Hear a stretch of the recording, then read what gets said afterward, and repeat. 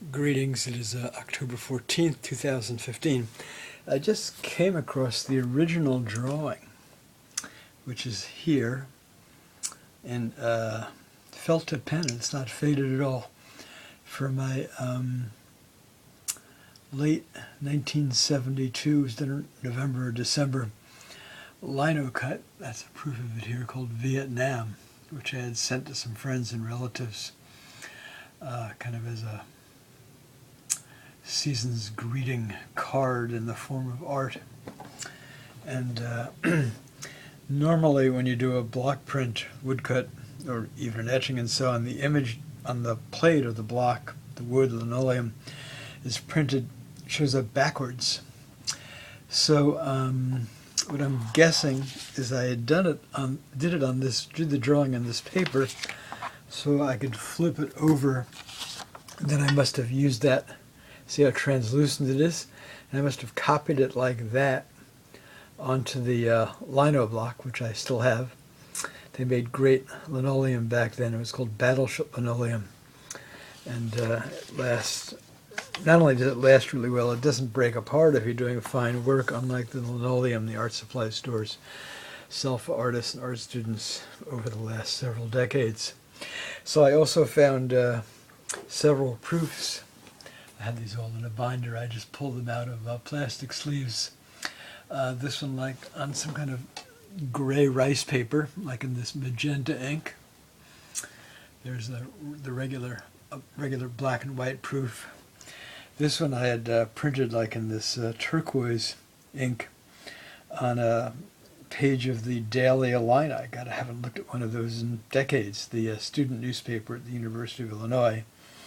I wasn't a U of I student. I was going to Parkland Community, then called Junior College, but I hung out at the University of Illinois campus a lot, in the student union, at the nearby Red Herring Cafe, where I frequently volunteered, and also at a nearby coffee house called the B&Z's, Bubby and Zadie's.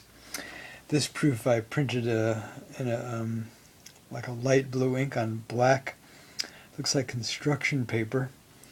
And this one I printed, it looks like it must also be from a Daily Illini newspaper page. It's an ad for Sony. Talk about how audio stuff has changed. Everything was 33 RPM records back then. We're in the dustbin of history now. I'm going to have to look this up. There's a part of a crossword on the back, and a column by someone named Rick Pope, whose name I remember. He must have been a student. I'm guessing he was a student columnist for the Illini. So this is actually the frame that I had the multiple image portrayal of the block print in until recently. I took it out to be reframed. That print, which there's a video of on YouTube, that multi-image print of this, also has on the mat, it has some political buttons about the Vietnam War, about Martin Luther King and Chile. Also has the armband I wore on my arm at a memorial march I went into in Manhattan, New York, the day after Martin Luther King was assassinated. So these happen to fit in here perfectly vertically, so I may see about having them conservation mounted on a acid-free backboard, and I'll save these also for some institution.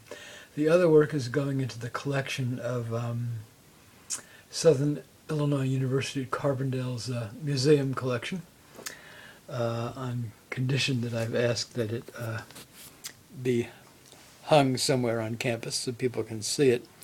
And it's going to be a gift from a high school classmate of mine with whom I went to the Martin Luther King Memorial Day March, Dr. Joshua Keok, now of California. There you have it.